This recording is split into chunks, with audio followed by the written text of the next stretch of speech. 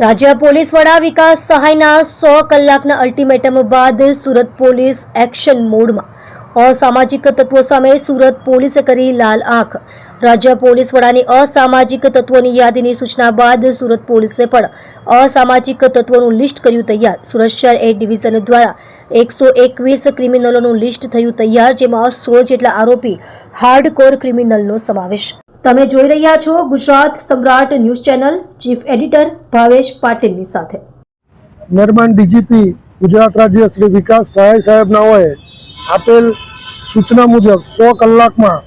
અસામાજિક તત્વો ઉપર કાર્યવાહી કરવા અંગે મહેરબાન પોલીસ કમિશનર શ્રી અનુપમસિંહ ગેહલોત સાહેબ સુરત શહેર, સેક્ટર 1 શ્રી બાબાંગ જમીર સાહેબ તથા ઝોન 1 શ્રી આલોક કુમાર સાહેબના સૂચના અને માર્ગદર્શન મુજબ અત્રેના ઝોન 1 વિસ્તારના એ ડિવિઝન વિસ્તારમાં સમાવિષ્ટ કાપોદરા, સરથાણા તથા લસકાણા પોલીસ સ્ટેશન વિસ્તારમાં અસામાજિક પ્રવૃત્તિઓ અને જેની ઓળખ અસામાજિક તત્વો તરીકે થયેલ છે તેવા કુલ 121 વ્યક્તિઓને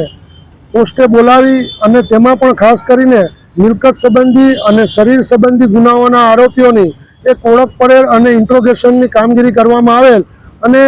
તેઓને સૂચના આપવામાં આવેલ છે કે તમે જે પણ કોઈ કાર્ય કરી રહ્યા છો એમાં કોઈ પણ પ્રકારનું ગેરકાયદેસર કૃત્ય કરશો તો તમારા વિરુદ્ધ નિયમો અનુસાર અને કાયદાકીય રીતે કડકમાં કડક પગલાં લેવામાં આવશે અને કાયદાકીય સખત કાર્યવાહી કરવામાં આવશે। ઉપરોક્ત જે ઓળખ પરેડ અને ઇન્ટ્રોગેશન પરેડ રાખવામાં આવે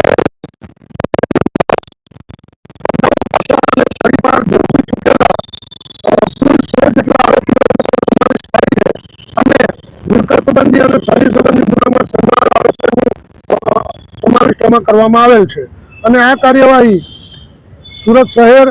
દ્વારા રોજે રોજ કરવામાં આવનાર છે અને અસામાજિક પ્રવૃત્તિ ઘટાડવા માટે મહેરબાન ડીજીપી સાહેબનાઓ દ્વારા જે સૂચના આપવામાં આવેલ છે તેનું કડકમાં કડક પાલન કરવામાં આવી રહેલ છે।